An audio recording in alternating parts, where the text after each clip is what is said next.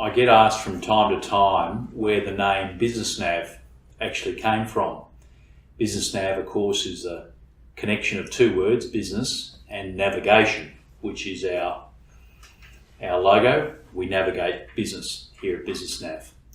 Where the name came from, the business actually itself started in May 2005, and we ran under a really generic name.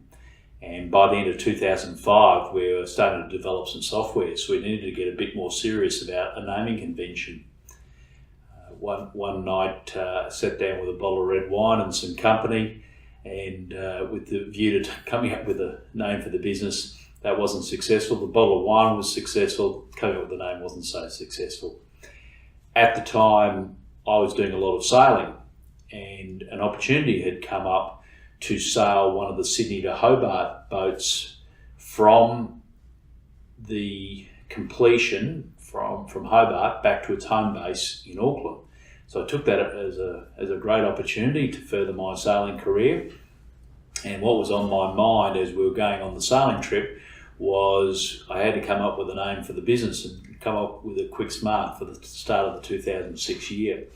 So sure enough, I had plenty of time to think. It was about a 10-day journey up to the north of New Zealand and back down the east coast of New Zealand into Auckland.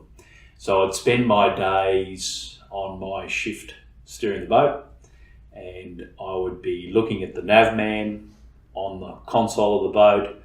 I would look at the compass, I'd look up at the horizon, and I'd look up at the sails or the telltales, back to the navman, the compass, the horizon, the telltales. What am I going to call this business? The navman, the compass, the horizon, and up at the telltales, back to the navman. And sure enough, it took me a number of days. I don't need to tell you how many, it's embarrassing, but I finally went, I know what to call the business, and BusinessNav was the name we came up with.